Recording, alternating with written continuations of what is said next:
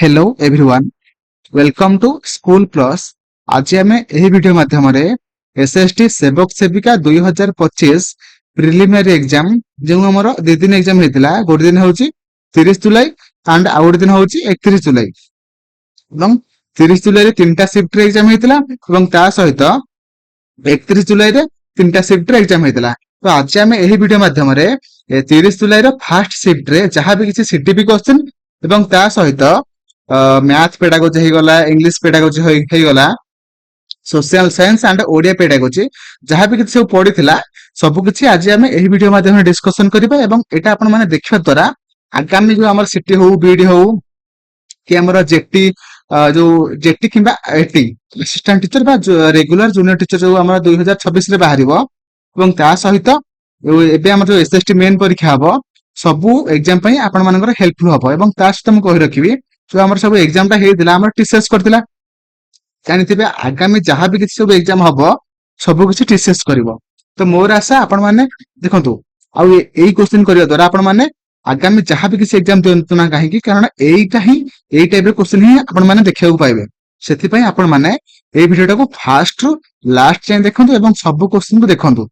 Okay एमिता question पडिथिला। Okay तो चलंतु आमे वीडियो स्टार्ट करिबा एवं आपण माने वीडियोटा को बिना स्किप करिकि फास्ट रु लास्ट जाय देखिबे एवं जदि आपनको वीडियोटा स्लो लागुची तेबे आपण माने 1.5x करिकि आपण माने देखि परिबे हैला जदरे कि आपण माने अल्प समय रे वीडियोटा को कंप्लीट करि परिबे। तो चलंतु प्रथम क्वेश्चन हमर कोन अछि ओटे सेकंड प्रथम क्वेश्चन हमर अछि प्रकृति बनाम पालना पोषण वितर्क रे नेचर वर्सेस नर्चर हैला डिबेट जोटा कि प्रकृति रो अर्थ कोन बा नेचर रो अर्थ कोन हैला से पचार हैला देखंतु आमे जानिचे नेचर माने कोन नर्चर माने कोन जानिचंती कि नहीं यदि जानिचंती कमेंट रे लिखंतु हैला। ऑप्शन अछि हमर विद्यालय शिक्षा ऑप्शन बी अछि पाली पोषी बढ़ाइबा शैली ऑप्शन सी अछि जलवायु ऑप्शन डी अछि वंशानुक्रम हैला। देखंतु हमर नेचर माने कोन ना हमर हेरिडिटी हैला कहि दउछ आपण मानको कि नेचर माने हमर हेरिडिटी नर्चर माने कोन ना हमर एनवायरनमेंट हैला बुझि पाइले। देखंतु हमर हमर जो हमर ओडे पिला जन्म होला तार फिजिकल ट्रेट केमिति रहइबो फिजिकल ट्रेट ता सहित तार बायोलॉजिकल जो हमर अपीयरेंस जे कोन रहइबो सेटा हमर सब हेरिडिटी ऊपर हमर माने डिपेंड करिवो किंतु हमर एनवायरनमेंट ऊपर कोन डिपेंड करिवो ना तार एजुकेशन से को टाइप रो माने एनवायरनमेंट रे रहउची ता बापा मा केमिति ता बापा मा को ऊपर अधिक माने फोकस करउचंती এবং তার ল্যাঙ্গুয়েজ কোন রহিব তার এনवायरमेंट रे जो टाइप रो लैंग्वेज यूज होतुबो सेही टाइप रे से लैंग्वेज मध्ये से कहबो एवं ता सुतार सोशल स्किल तांको एनवायरमेंट रे जोटा ऊपर अधिक माने जदि पाठ पढ़ा ऊपर अधिक माने फोर्स करथुबे तो सेटा से माने पाठ भलो पड़िबो हैला। तो एनवायरमेंट ऊपर तार एजुकेशन लैंग्वेज सोशल स्किल और बहुत सारा सब किछि डिपेंड करूछि हैला तार एक्सपीरियंस हैला सब किछि तार एनवायरमेंट ऊपर माने हमरा डिपेंड करछि। आमे माने कोन जानले ना नेचर माने होछि हमर हेरिडिटी एवं तार नर्चर माने हमर कोन ना होछि एनवायरमेंट हैला। मोर आशा आपण माने क्वेश्चन टाको ठीक भाबरे बुझि पारथिबे हैला। तो हमरा ऑप्शन डी हि जो राइट आंसर जोटा कि वंशानुक्रम हैला बा हेरिडिटी हैला। तो परवर्ती क्वेश्चन को जिबा कहीं ना जो हमर शिफ्ट रे एग्जाम हेतिला सबु सब्जेक्ट रे क्वेश्चन मिक्सिंग हेकी पडिथला जेहेतु तो सेति पई आमे माने कोन करबा ना होछि टिके खोजि की क्वेश्चन करबा हैला। तो जदि वीडियोटा माने लॉन्ग हे जिवो त आपण माने 1.5x करकी रे देखि देबे हैला जदरे कि आपण माने बहुत कम समय रे आपण माने वीडियोटा को कंप्लीट करि परिबे। तो परवर्ती क्वेश्चन अछि कोन ना थॉर्नडाइक को अनुसार केउ नियम अभ्यास द्वारा शिक्षा लर्निंग सुदृढ़ हुए बोली दर्शाई थाई हैला। तो हमर ऑप्शन अछि देखंतु आमे को अभ्यास द्वारा हमर लर्निंग ता अधिक सुदृढ़ हुए बा अधिक दिन पने आमे माने ताको मन रखि परंत हैला।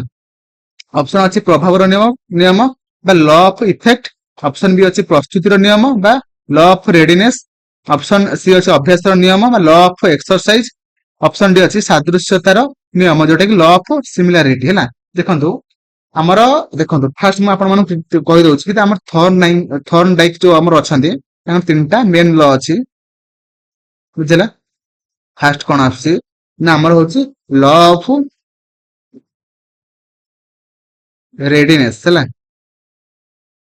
ମାନେ ଗୋଟେ ପିଲା ପଢିବା ପାଇଁ କି ଲର୍ଣ୍ଣିଂ କରିବା ପାଇଁ ସେ କେତେ ରେଡି ଅଛି, ଯୋଉ ଯେତେ ଇଣ୍ଟରେଷ୍ଟ ସହକାରେ ସେ ରେଡି ଥିବ ତାର ସେ ସକ୍ସେସ ରେଟ ସେତେ ଅଧିକ ହେଲା। ବୁଝିହେଲା। ତାପରେ ଆସିଲା କଣ ନା ତାପରେ ଆସିଲା ଆମ law of exercise. Law of exercise ହେଲା। ବୁଝିଲା। ଦେଖନ୍ତୁ ସେ ରେଡି ଅଛି, କାମଟା ଷ୍ଟାର୍ଟ କଲା ଏବଂ ସେ ସେଇ ଯୋଉ କାମଟାକୁ ସେ ପ୍ରାକ୍ଟିସ କରିବ। ଯେତେ ସେ ପ୍ରାକ୍ଟିସ କରିବ ସେଇ ଅନୁସାରେ ତାର କଣ ହବ ନା ତାର ଲର୍ଣ୍ଣିଂ ଟା ମାନେ କଣ ହବ ନା ହଉଛି ତାର ଷ୍ଟ୍ରଙ୍ଗ ହବ। ବୁଝିପାରିଲେ କି ନାଇଁ? ତାହେଲେ ଆମର ଏଇ କ୍ୱେଶ୍ଚିନ କଣ ପଚାରିଥିଲା ନା କେଉଁ ନିୟମ ଅଭ୍ୟାସ ଦ୍ଵାରା ଶିକ୍ଷା ବା ଲର୍ଣ୍ଣିଂ ସୁଦୃଢ ହୋଇଥାଏ। ଦେଖନ୍ତୁ ଆପଣ ମାନେ ଗୋଟେ ମ୍ୟାଥ ର ଗୋଟେ କନସେପ୍ଟ ପଢିଲେ ଏବଂ ସେଇ କନସେପ୍ଟ ଟା ଯେତେ ଆପଣ ମାନେ ପ୍ରାକ୍ଟିସ କରିବେ ସେତେ ଆପଣ ମାନଙ୍କର ଲର୍ଣ୍ଣିଂ ସେତେ ସୁଦୃଢ ହବ ହେଲା। ବୁଝିପାରିଲେ କି ନାଇଁ? ତ ସେଇଭଳିଆ ତା ଏବଂ ଲ ଅଫ ଏକ୍ସରସାଇଜ ଅଣ୍ଡରରେ ଦିଟା ଆମର ସବ ଲ ଅଛି ହେଲା। ଦିଟା ଆମର ସବ ଲ ଅଛି। କଣ କଣ ଅଛି ନା ଫାଷ୍ଟ ହଉଛି ଆମର କଣ ନା ଲ ଅଫ ୟୁଜ, ଯୋଉଟା କି ଆମ ମାନଙ୍କର ଓଟିଇଟି ରେ ପଚାରିଥିଲା। ଲ ଅଫ ୟୁଜ, ତାପରେ ଆଇଲା ଲ ଅଫ ଲ ଅଫ ଡିସୟୁଜ ହେଲା। ବୁଝିଲା। ଏବଂ ତାପରେ ଏତିକି ଗଲା। ଆମର ଆପଣ ମାନଙ୍କୁ ପରୀକ୍ଷାରେ ପଚାରିବ କି ଆମର ଲ ଅଫ ଏକ୍ସରସାଇଜ ଅଣ୍ଡରରେ କୋଉ କୋଉ ଲ ଦିଟା ଅଛି, କେତେଟା ଲ ଅଛି ଆଉ କଣ କଣ ଅଛି। ଯୋଉଟା କି ଆମ ଦିଟା ଅଛି, ଗୋଟେ ହଉଛି ଲ ଅଫ ୟୁଜ ଆଉ ଗୋଟେ ହଉଛି ଲ ଅଫ ଡିସୟୁଜ ହେଲା। ତାପରେ ଅଛି କଣ ତାପରେ ଆମର ଅଛି କଣ ଲ ଅଫ ରେଜଲ୍ଟ ବା ଲ ଅଫ ଇଫେକ୍ଟ ହେଲା। ଲ ଅଫ ଇଫେକ୍ଟ। ଦେଖନ୍ତୁ ଫାଷ୍ଟ ଆମେ ରେଡି ରହିଲେ ଗୋଟେ କିଛିଟା କାମ କରିବା ପାଇଁ ହେଲା। ତାପରେ ଆମେ ସେଟାକୁ ଆମେ ମାନେ ପ୍ରାକ୍ଟିସ କଲେ ବା ଏକ୍ସରସାଇଜ କଲେ ଏବେ ଆମେ ମାନେ ତାର ରେଜଲ୍ଟ ପାଇବା। ଧର ଆପଣ ମାନେ ପରୀକ୍ଷା ପାଇଁ ପୁରା ପଢିବା ପାଇଁ ରେଡି ଥିବେ, ରେଡି ହେଲେ ରେଡି ହେଲା ପରେ କଣ ହବ ନା ହଉଛି ଆପଣ ମାନେ ସେଇ ସବୁ ପରୀକ୍ଷା ମାନେ ଯୋଉ ଯାହା ବି କିଛି କୋଶ୍ଚିନ୍ ଥିବ ସେଟା ସବୁ ଆପଣ ମାନେ ପ୍ରାକ୍ଟିସ କରିବେ। ପ୍ରାକ୍ଟିସ କଲା ପରେ ଆପଣ ମାନେ ଏକ୍ସାମ ଦେବେ। ଏକ୍ସାମ ଦେଲା ପରେ ଆପଣ ମାନେ ରେଜଲ୍ଟ ଆସିବ। ସେଇଟା ହଉଛି ଆପଣ ମାନଙ୍କର ଯୋଉ ରେଜଲ୍ଟ ଆସିଲା ସେଟା ହଉଛି ଆପଣ ମାନଙ୍କର ଲ ଅଫ ଇଫେକ୍ଟ ରେ ଯାଉଛି ହେଲା। ଯୋଉଟା କି ଆମର ମାନେ ରୁଲ 3 ହେଲା। ତ ଏଠି ଆପଣ ମାନଙ୍କୁ ପଚାରିଥିଲା କି ଥର୍ନଡାଇକଙ୍କ ଅନୁସାରେ କେଉଁ ନିୟମ ଅଭ୍ୟାସ ଦ୍ଵାରା ଶିକ୍ଷା ଲର୍ଣ୍ଣିଂ ସୁଦୃଢ ହୁଏ ବୋଲି ଦର୍ଶାଏ। ଯୋଉଟା କି ଆମର କଣ ନା ଲ ଅଫ ଏକ୍ସରସାଇଜ, ଯୋଉଟା ଆମେ ମାନେ ପ୍ରାକ୍ଟିସ କହୁଛନ୍ତି ହେଲା। ଲ ଅଫ ଏକ୍ସରସାଇଜ ବା ଅପସନ ସି ବୁଲିବେ ରାଇଟ ଆନ୍ସର, ଅଭ୍ୟାସର ନିୟମ ହେଲା। ତ ପରବର୍ତ୍ତୀ କ୍ୱେଶ୍ଚିନ୍ କୁ ଯିବା। ହଁ ପରବର୍ତ୍ତୀ କ୍ୱେଶ୍ଚିନ୍ ଅଛି ଭାରତରେ ଶିଶୁ ମାନଙ୍କର ମାଗଣା ଏବଂ ବାଧ୍ୟତାମୂଳକ ଶିକ୍ଷା ଅଧିକାର ଆଇନ 2009 ଡ୍ୟାସ ନିର୍ଦ୍ଦେଶ ଦିଏ ହେଲା। କହିଛି କି ଆମର ଆର୍ଟି ଯୋଉ 2009 ଆସିଥିଲା ସେଥିରେ ଶିଶୁ ମାନଙ୍କ ସମ୍ପର୍କରେ ଯୋଉ ମାଗଣା ଏବଂ ବାଧ୍ୟତାମୂଳକ ଶିକ୍ଷା ସମ୍ପର୍କରେ କଣ ସେମାନେ ନିର୍ଦ୍ଦେଶ ଦିଏ ହେଲା। କଣ ଦିଏ ନା ଆମର ଅପସନ ଅଛି ଭିନ୍ନକ୍ଷମ ପିଲାମାନଙ୍କୁ ବାଦ୍ ଦେବା, ଅପସନ ବି ଅଛି କେବଳ 6 ବର୍ଷରୁ କମ ବୟସର ପିଲାମାନଙ୍କ ପାଇଁ ସ୍ୱତନ୍ତ୍ର ଶିକ୍ଷା, ଅପସନ ସି ଅଛି 6 ରୁ 14 ବର୍ଷ ବୟସର ସମସ୍ତ ପିଲାମାନଙ୍କ ପାଇଁ ମାଗଣା ଏବଂ ବାଧ୍ୟତାମୂଳକ ଶିକ୍ଷା ଏବଂ ତାପରେ ଅଛି ଭିନ୍ନକ୍ଷମ ପିଲାମାନଙ୍କ ପାଇଁ ଘରୋଇ ଶିକ୍ଷା। ଦେଖନ୍ତୁ ଆମର ଅପସନ ସିଟା ହେଇଯିବ ରାଇଟ ଆନ୍ସର। 6 ରୁ 14 ବର୍ଷର ସମସ୍ତ ପିଲାଙ୍କ ପାଇଁ ମାଗଣା ଏବଂ ବାଧ୍ୟତାମୂଳକ ଶିକ୍ଷା, ଯୋଉଟା କି ଆମର ଆରଟି ଯୋଉଟା କି 2009 ଲେଖା ହେଇଥିଲା। ଆରଟି ର ଫୁଲ ଫର୍ମ ଆପଣ ମାନଙ୍କୁ ପରୀକ୍ଷାରେ ପଚାରିବ। ବୁଝିହେଲା। କୋଉଟା ନା ତା ଫୁଲ ଫର୍ମ ହଉଛି ରାଇଟ ଟୁ ଏଜୁକେସନ। ବୁଝିହେଲା। ବୁଝିହେଲା କି ନାଇଁ? ଏବଂ ସେଟା କେବେ କୋଉ ମସିହାରେ ଆସିଥିଲା ନା 2009 ରେ ଆସିଥିଲା, କିନ୍ତୁ ଇମ୍ପ୍ଲିମେଣ୍ଟ କେବେ ହେଇଥିଲା ନା 2010 ରେ ହେଇଥିଲା। ବୁଝିହେଲା। ଏଇଟା ଆପଣ ମାନଙ୍କୁ କୋଉ କ୍ୱେଶ୍ଚିନ ପଚାରିବ। ବୁଝିଲେ କି ନାଇଁ? ଏବଂ ତାପରେ ଆଉ କଣ ପଚାରିବେ ଆପଣ ମାନଙ୍କୁ ନା ଆପଣ ମାନଙ୍କର ଆର୍ଟି 2009 ଅନୁସାରେ ପ୍ରାଇମେରୀ ସ୍କୁଲ ମାନଙ୍କରେ ଟିଚର ପ୍ରାଇମେରୀ ସ୍କୁଲ ମାନଙ୍କରେ ଟିଚର ଏବଂ ଷ୍ଟୁଡେଣ୍ଟସ ମାନଙ୍କର ରେସିଓ କେତେ, ଯୋଉଟା କି ଆମର 1:30 ଏବଂ ୟୁପି ସ୍କୁଲ ମାନଙ୍କରେ ରେସିଓ କେତେ ନା 1:35। ଏଇଟା ଆପଣ ମାନେ ମନେ ରଖିବେ। ତାପରେ ଆସିଲା କି ଆମର ଯୋଉ ଆର୍ଟି 2009 ଅନୁସାରେ କଣ ହେଇଛି ନା ଆପଣ ମାନଙ୍କ ପ୍ରାଇମେରୀ ସ୍କୁଲ ଆମର ଘର ଠାରୁ 1 କିଲୋମିଟର ରେଡିୟସ ଭିତରେ ରହିବା ଦରକାର ନା ରହିବ ହେଲା। ତାପରେ ଆସିଲା ଅପର ପ୍ରାଇମେରୀ ସ୍କୁଲ, ଯୋଉଟା କି ଆପଣ ମାନଙ୍କର 3 କିଲୋମିଟର ଭିତରେ ଯେମିତି ହେଲେ ବି ରହିବ। ଏଇଟା ହଉଛି ଆରଟି 2009 ରେ ମେନସନ ଅଛି ହେଲା। ବୁଝିଲା। ତ ପରବର୍ତ୍ତୀ କ୍ୱେଶ୍ଚନ କୁ ଯିବା। ଦେଖନ୍ତୁ ଅପସନ କୁ ନେଇକି ଯାହାବି କିଛି ଏକ୍ସଟ୍ରା ଯାହାବି କିଛି ଥିବ ସେଟା ଆମେ ମାନେ ଡିସକସନ କରିଦବା ହେଲା। ତ ପରବର୍ତ୍ତୀ କ୍ୱେଶ୍ଚନ କୁ ଯିବା। ପରବର୍ତ୍ତୀ କ୍ୱେଶ୍ଚନ କହିଛି why is it importance to access co-scholastic areas ହେଲା ମାନେ କହିଛି କି ଆମ ଯୋଉ ଚାରିଟା ଅପସନ ଦେଇଛି to support holistic development, to finalize school budget, option C ଅଛି to identify sports talent alone, option D ଅଛି to calculate grade point average ହେଲା। ଏଠି କଣ କହିଛି ନା ମାନେ ଯୋଉ ଚାରିଟା ଅପସନ ମଧ୍ୟରୁ କୋଉଟା ଆମର ମାନେ କାହା ଦ୍ଵାରା co-scholastic ଏରିଆକୁ ନେଇକି ଆମର କଣ ମାନେ ଡେଭଲପମେଣ୍ଟ ହୋଇଥାଏ ପିଲାମାନଙ୍କର ସେଟା ସେ ପଚାରିଛି ହେଲା। ଦେଖନ୍ତୁ ଆମର ପିଲାମାନଙ୍କର ଯାହା ବି କିଛି ଆମେ କିଛି ପାଠ ପଢାନ୍ତୁ କି ଖେଳାନ୍ତୁ ଆମର କଣ ହେବା ଦରକାର ନା ଆମର ହୋଲିଷ୍ଟିକ ଡେଭଲପମେଣ୍ଟ ହେବା ଦରକାର, ଯୋଉଟା ଆମର ଅପସନ ଏ ରେ ଅଛି ଟୁ ସପୋର୍ଟ ହୋଲିଷ୍ଟିକ ଡେଭଲପମେଣ୍ଟ। ଦେଖନ୍ତୁ ହୋଲିଷ୍ଟିକ ଡେଭଲପମେଣ୍ଟ ଗୋଟେ ପିଲାର କେମିତି ହବ ନା ସେ ଫାଷ୍ଟ କଣ କରିବ ନା ଆଗେ ହୋଲିଷ୍ଟିକ ଡେଭଲପମେଣ୍ଟ କେମିତି ହବ ନା ସ୍କୋଲାଷ୍ଟିକ ଏରିଆକୁ ଫାଷ୍ଟ ଟିଚର ପଢେଇବେ, ତା ସହିତ ତାର ସ୍କୋଲାଷ୍ଟିକ ମାନେ କଣ ଅଛି ଟ୍ୟାଲେଣ୍ଟ ସେଟା ମଧ୍ୟ ଟିଚର ଦେଖିବ। ଯେମିତି ସ୍କୋଲାଷ୍ଟିକ ରେ ଆମର କଣ କଣ ଯାଉଛି ନା ଆମର ଏଜୁକେସନ କୁ ନେଇକି ଯାହା ବି କିଛି ସବୁ ହେଲା ସେଟା ହଉଛି ଆମର କୋଉଥିରେ ଯାଉଛି ନା ସ୍କୋଲାଷ୍ଟିକ ରେ ଯାଉଛି, କିନ୍ତୁ ସ୍କୋଲାଷ୍ଟିକ ରେ ଆମର କଣ ଯାଉଛି ନା ସ୍ପୋର୍ଟସ ଯାଉଛି, ସଙ୍ଗ ଯାଉଛି, ତାପରେ ଡ୍ୟାନ୍ସ ଯାଉଛି, ଏଟା ସବୁ ଆମର ସ୍କୋଲାଷ୍ଟିକ ରେ ଯାଉଛି ବୁଝିପାରିଲେ। ତ ପିଲାମାନଙ୍କର ଯେତେ ବି ଟିଚର କଣ ଚାହୁଁଥିବ ନା ପିଲାର ହୋଲିଷ୍ଟିକ ଡେଭଲପମେଣ୍ଟ ହଉ ହେଲା। ତ କେମିତି ହବ ନା ସ୍କୋଲାଷ୍ଟିକ ଏରିଆକୁ ନେଇକି ଏବଂ ତା ସହିତ ସ୍କୋଲାଷ୍ଟିକ ଏରିଆକୁ ନେଇକି ତାର ଡେଭଲପମେଣ୍ଟ ହବ ହେଲା, ଏଇଟା ସେ ପଚାରିଥିଲା ହେଲା। ତ ପରବର୍ତ୍ତୀ କ୍ୱେଶ୍ଚନ କୁ ଯିବା।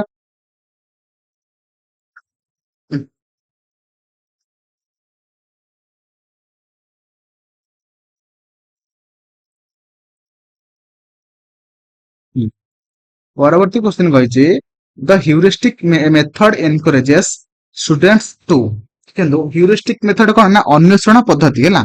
ଅନ୍ୱେଷଣ ପଦ୍ଧତି ମାନେ ଆମେ ମାନେ ନିଜେ ନିଜେ ଅନ୍ୱେଷଣ କରିବା କି ଏଟା ଗୋଟେ ପ୍ରୋବ୍ଲେମ ଅଛି ତାକୁ ଆମେ ମାନେ ଅନ୍ୱେଷଣ କରିବା କି କେମିତି ଏଟାକୁ ସଲ୍ଭ କରିପାରିବା, ସେଟା ହଉଛି ଅନ୍ୱେଷଣ ପଦ୍ଧତି ହେଲା। ଅପସନ ଅଛି ଏ ଅଛି ଇମିଟେଟ୍ ଦ ଟିଚର ଆଣ୍ଡ ଲର୍ନ, ଆମେ ଇମିଟେଟ୍ କଲେ ଆମେ ମାନେ କିଛି ବି ନୂଆ କିଛି କରିପାରିବା ନାହିଁ ହେଲା। ତାପରେ ଅଛି follow step by step instruction ବିନା ଯଦି ଆମେ ସବୁଥିରେ କଣ ସବୁ ପ୍ରୋବ୍ଲେମରେ କଣ ଇନଷ୍ଟ୍ରକ୍ସନ ଥିବ କି ନଥିବ ନା, ତ ସେଟା ବି ହବନି। ତାପରେ ଅଛି ମେମୋରାଇଜ ତ ଗୋଟେ ନେଗେଟିଭ ମାନେ ଘୋଷିବା ନାହିଁ, ମେମୋରାଇଜ କନସେପ୍ଟ ଆଣ୍ଡ ଲର୍ନ ଏଟା ତ ହବନି ନା, ମେମୋରାଇଜ ତ ଆମେ କିଛି କରିବାନି। ତାପରେ ଅପସନ ଡି ଅଛି କଣ discover fact and themselves, sorry fact by themselves ହେଲା। ଆମେ ଡିସ୍କଭର କରିବା ଫ୍ୟାକ୍ଟ କୁ କେମିତି ନା ନିଜେ ନିଜେ ହେଲା, ପରସ୍ପର ମଧ୍ୟରେ ନିଜେ ନିଜେ ଆମେ ମାନେ ଡିସ୍କଭର କରିବା ନୂଆ ନୂଆ ଫ୍ୟାକ୍ଟ କୁ, ତେବେ ଯାଇକି ଆମେ ମାନେ ଅନ୍ୱେଷଣ ପଦ୍ଧତିରେ ଆମେ ମାନେ କଣ କରିପାରିବା ନା ନୂଆ ନୂଆ ପ୍ରୋବ୍ଲେମ କୁ ଆମେ ମାନେ ସଲ୍ଭ କରିପାରିବା ହେଲା। ଯୋଉଟା କି ଆମର option D will be right answer discover facts by themselves ହେଲା। ତ ପରବର୍ତ୍ତୀ କ୍ୱେଶ୍ଚନ କୁ ଯିବା।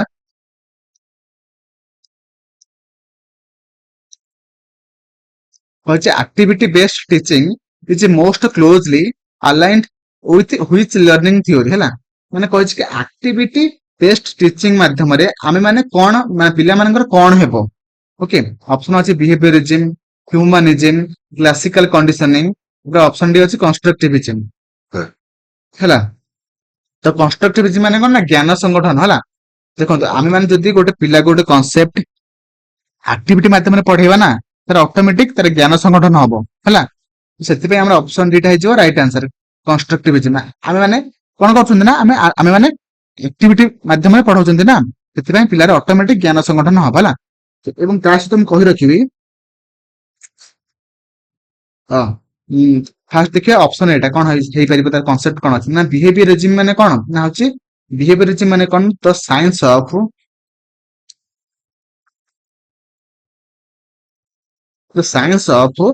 observe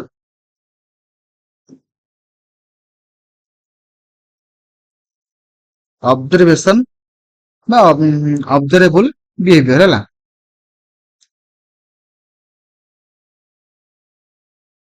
ହେଲା ଏବଂ ଦେଖନ୍ତୁ ଆମର ଏଇ ବିହେଭିୟରିଜିମ ଅଣ୍ଡରରେ କଣ କଣ ସବୁ କନସେପ୍ଟ ଅଛି ନା ଆମର ଅଛି ଏସଆର ମଡେଲ ବା ଷ୍ଟିମୁଲସ ରେସପନ୍ସ ମଡେଲ।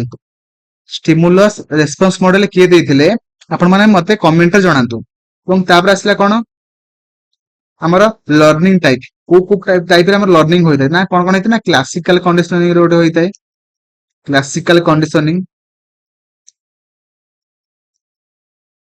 ସେଇଭଳିଆ କ୍ଲାସିକାଲ ଗୋଟେ ଗଲା, ତାପରେ ଅପରେଣ୍ଟ କଣ୍ଡିସନିଂ ବୁଝିଲା। ତ ଏଇଟା ଗୋଟେ ଗଲା ଆମର କ୍ଲାସିକାଲ କଣ୍ଡିସନିଂ କିଏ ଦେଇଥିଲେ ନା ପାଭଲଭ ଦେଇଥିଲେ ହେଲା। ଅପରେଣ୍ଟ କୁ କିଏ ଦେଇଥିଲେ ନା ଅପରେଣ୍ଟ କଣ୍ଡିସନିଂ କୁ କିଏ ଦେଇଥିଲେ ନା ସ୍କିନର ଦେଇଥିଲେ ବୁଝିଲା। ଯେ ଆପଣ ମାନଙ୍କୁ କୋଶ୍ଚିନ୍ ପଚାରିବ ହେଲା। ଏବଂ ପାଭଲଭ ମାନେ ଡଗ ଆଣ୍ଡ ବେଲ ମାନେ କୁକୁରକୁ ବେଲ ବଜେଇକି ତାକୁ ଖାଇବା ଦଉଥିଲେ। ସେ ଏଇଟା ମାନେ ବେଲ ବଜାଉଥିଲେ, ବେଲ ବଜେଇବା ଦ୍ଵାରା ତାର ଲାଳ ବାହାରୁଥିଲା। ଏଇଟାକୁ ସେ ନେଇକି କ୍ଲାସିକାଲ କଣ୍ଡିସନିଂ ରେ ଉପସ୍ଥାପନ କରିଥିଲେ। ଏଇଟା ହେଲା ତ ବିହେଭିୟରିଜିମ ଗଲା, କ୍ଲାସିକାଲ କଣ୍ଡିସନିଂ ଗଲା। ତ ଏତିକି ଥିଲା ମାନେ ଏଇ ଅପସନ କୁ ନେଇକି ମାନେ ଯାହାବି କିଛି ଡିଟେଲ୍ସ ଥିଲା ମୁଁ କହିଦେଲି। ତ ପରବର୍ତ୍ତୀ କ୍ୱେଶ୍ଚନ କୁ ଯିବା। କହିଛି ସ୍କୁଲ ମ୍ୟାନେଜମେଣ୍ଟକୁ ଫଳାଫଳ ବା ରେଜଲ୍ଟ ଜଣାଇବା ମୁଖ୍ୟତଃ ଡ୍ୟାସ୍ କରିବାରେ ସାହାଯ୍ୟ କରେ। ଦେଖନ୍ତୁ ଆମେ ମାନେ ଯଦି ସ୍କୁଲ ର ମ୍ୟାନେଜମେଣ୍ଟ କୁ ଫଳାଫଳ ବା ତାର ରେଜଲ୍ଟ ବାହାର କରିବା, ତେବେ ତାର କଣ ମାନେ ଫାଇଦା କଣ ହବ? ଅପସନ ଏ ଅଛି ପ୍ରତିକାର ମୂଳକ କାର୍ଯ୍ୟକ୍ରମ ଯୋଜନା। ଅପସନ ବି ଅଛି ଶିକ୍ଷକ ମାନଙ୍କୁ ବଦଳାଇବା। ଅପସନ ସି ଅଛି ଖରାପ ପ୍ରଦର୍ଶନ କରୁଥିବା ବିଦ୍ୟାର୍ଥୀଙ୍କୁ ଦଣ୍ଡ ଦେବା। ଅପସନ ଡି ଅଛି ଖର୍ଚ୍ଚ ହ୍ରାସ କରିବା। ଦେଖନ୍ତୁ ଆମେ ଏକ୍ଜାମ କରିବା ସ୍କୁଲରେ, ଏକ୍ଜାମ କରିବା ବା ଆମେ ମାନେ ସ୍କୁଲରେ ଯାହାବି କିଛି ଗୋଟେ ଏକ୍ଜାମ କରାଇଲେ, ତ ଏକ୍ଜାମ କରିବା ଦ୍ଵାରା ଆମେ ଦେଖିବେ କି ରେଜଲ୍ଟ ଆସିଲା ଭଲ ଆସିପାରେ ଖରାପ ଆସିପାରେ। ଯଦି ବି ଖରାପ ଆସିଲା ହେଲା, ଆମେ କଣ କରିବା ନା ହଉଛି ଆମେ ମାନେ ତ ଶିକ୍ଷକ ମାନଙ୍କୁ ବଦଳେଇ ଦବା କି ଦବାନି। ଖରାପ ପ୍ରଦର୍ଶନ କରୁଥିବା ବିଦ୍ୟାର୍ଥୀ ମାନଙ୍କୁ ଦଣ୍ଡ ଦେବା କି ଦଣ୍ଡ ତ ଦେଇପାରିବାନି ନା, ଦଣ୍ଡ ଆମେ ଦେଇପାରିବା ନାହିଁ। ଆଉ ଖର୍ଚ୍ଚ ତ ଆମେ ମାନେ ହ୍ରାସ କରିପାରିବା ନାହିଁ, ନେଗେଟିଭ ସବୁ। ଦେଖନ୍ତୁ ଯଦି କମ ଆସିଲା, କଣ କାହିଁକି କମ ଆସିଲା ତା ରୁଟ କଜ୍ କୁ ଆମେ ଜାଣିବା। ସେଇ ଅନୁସାରେ ନେକ୍ସଟ ଷ୍ଟେପ ଯାହାବି କିଛି ନେକ୍ସଟ ଷ୍ଟେପ ଥିବ ସେଇ ଅନୁସାରେ ଆମେ ମାନେ କାର୍ଯ୍ୟ କରିବା। ତେବେ ଯାଇକି ଆମର ମାନେ ଏକ୍ଜାମ କରିକି ଏକ୍ଜାମ କରିବାର ଫଳ ପାଇବା ଏବଂ ଆମେ ମାନେ ଆମର କ୍ୱାଲିଟିକୁ ଇମ୍ପ୍ରୁଭ କରିପାରିବା ହେଲା। ତ option A will be right answer, ଯୋଉଟା କି ପ୍ରତିକାର ମୂଳକ କାର୍ଯ୍ୟକ୍ରମ କରିବା ହେଲା, ଯୋଉଟା କି ଆମର ଅପସନ ଏ ରେ ଅଛି ହେଲା। Option A will be right answer, ଯୋଉଟା କି ପ୍ରତିକାର ମୂଳକ କାର୍ଯ୍ୟକ୍ରମ ଯୋଜନା କରିବ ହେଲା।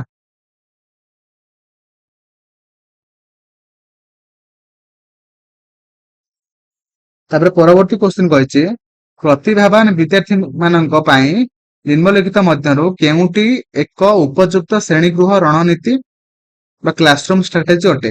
ଯଦି ଗୋଟେ ପ୍ରତିଭାବାନ ମାନେ ସେ ତା କ୍ଲାସ ଅନୁସାରେ ଯୋଉ ବି କିଛି ସବୁ ଲର୍ଣ୍ଣିଂ ଅବଜେକ୍ଟିଭ ମାନେ ଲର୍ଣ୍ଣିଂ କରିବା କଥା ସବୁ ସେ କଣ କରୁଛି ନା କରିପାରୁଛି, ତେବେ ତା ପାଇଁ ଆମେ ମାନେ କଣ କରିବା? ଅପସନ ଏ ଅଛି ମୌଳିକ ଧାରଣାର ପୁନରାବୃତ୍ତି ଆମେ କରିବା ନାହିଁ। ଯଦି ସେ ଜାଣିଛି ଆମେ ତାକୁ ଆଉଥରେ କାହିଁ ସେଟା କରିବା ଦ୍ୱାରା ତାର କଣ ହବ ନା ବୋର ତାକୁ ସେ ବୋର ଫିଲ୍ କରିବ, ତାକୁ ବୋର ଲାଗିବ। ତାପରେ ଅପସନ ସି ଅଛି ବିଶେଷ ଭାବେ ସମକକ୍ଷ ଟିଉସନ କରିବା। ଯଦି ସେ ପାଠ ଜାଣିଛି ତାକୁ ଆମେ କଣ ପାଇଁ ଆଉ ଟିଉସନ ଆଉଥରେ ସମକକ୍ଷ ପିଲା ମାନଙ୍କ ସହିତ ଟିଉସନ କରିବା ହବନି ନା, ପିଅର ଟିଉଟରିଂ ହବନି। ଅପସନ ଡି ଅଛି କେବଳ ପାଠ୍ୟ ପୁସ୍ତକ ଉପରେ ନିର୍ଭର କରିବା। ଖାଲି ପାଠ୍ୟ ପୁସ୍ତକରେ ପାଠ ନାହିଁ, ମାନେ ଆଉ ସବୁଠି ଅଛି ପରିବେଶରେ ମଧ୍ୟ ଆମର ମାନେ ପାଠ ଅଛି, ଆମେ ସେ ପରିବେଶରୁ ମଧ୍ୟ ଆମେ ମାନେ ପାଠ ପିଲାମାନଙ୍କୁ ଶିଖେଇ ପାରିବା। କିନ୍ତୁ ଆମର ସଠିକ ଆନ୍ସର କଣ ହବ ନା କଣ ହବ ଅପସନ ବି ହେଇଯିବ ରାଇଟ ଆନ୍ସର, ଯୋଉଟା କି ସମୃଦ୍ଧି ମୂଳକ ବା ଏନରିଚମେଣ୍ଟ ଟିଚିଂ ବା କାର୍ଯ୍ୟକଳାପ ହେଲା। ଯଦି ଗୋଟେ ପିଲା ତାର କ୍ଲାସ ଅନୁସାରେ ଯାହାବି କିଛି ଶିଖିବା ଦରକାର ଯଦି ସେ ଶିଖି ସାରିଛି, ତେବେ ଆମେ ମାନେ ତା ନେକ୍ସଟ କ୍ଲାସରେ ଯାହାବି କିଛି ଲର୍ଣ୍ଣିଂ ଅବଜେକ୍ଟିଭ ଥିବ ସେଟାକୁ ଆମେ ମାନେ ପଢେଇବା ହେଲା। ସେଇଟାକୁ ଆମେ କଣ କହିଥାନ୍ତି ନା ଆମେ ଏନରିଚମେଣ୍ଟ ଟିଚିଂ କହିଥାନ୍ତି ବା ସମୃଦ୍ଧି ମୂଳକ କାର୍ଯ୍ୟକଳାପ କହିଥାନ୍ତି ହେଲା। Option B will be right answer ବୁଝିହେଲା। ଯଦି ସେଟା ସେ ଯଦି ଧର ଗୋଟେ କ୍ଲାସ ରୁମରେ ଯଦି ସେ ପଢି ସାରିଛି ତାକୁ ଆମେ କଣ ଦେବା ଏନରିଚମେଣ୍ଟ ଦେବା। ଯଦି ସେ ପଢିନଥିବ ତାକୁ ଆମେ କଣ ଦବା ରିମିଡିଆଲ ଟିଚିଂ ଦବା ହେଲା, ରିମିଡିଆଲ ଟିଚିଂ ଦବା ବୁଝିହେଲା। ତା ପରବର୍ତ୍ତୀ କ୍ୱେଶ୍ଚନ କୁ ଯିବା।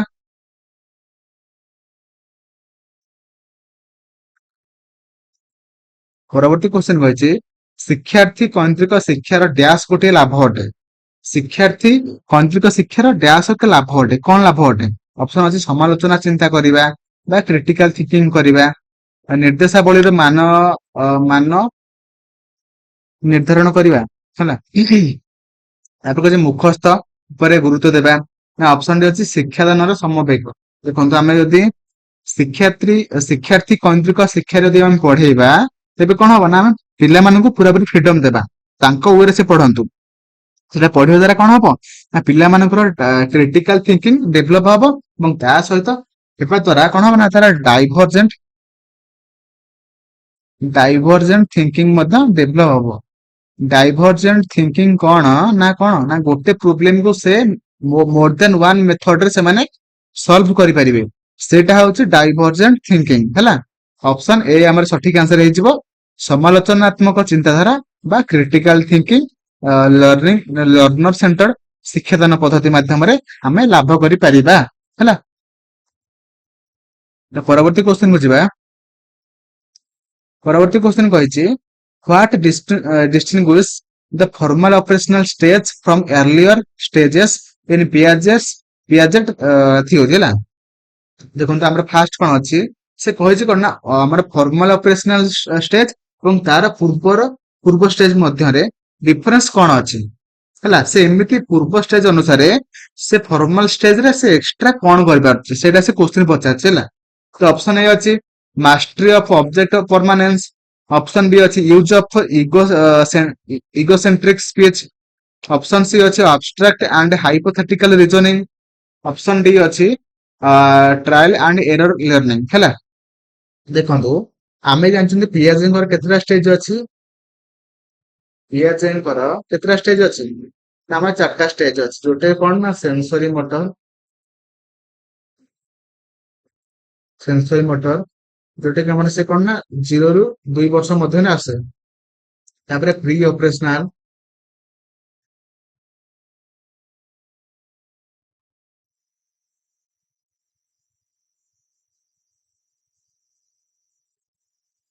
ଯୋଉଟା କି ଆମର କେବେ ଆସେ ନା 2 ରୁ 7ରେ ଆସେ ହେଲା। ଗୋଟେ ସେକେଣ୍ଡ ଖାଲି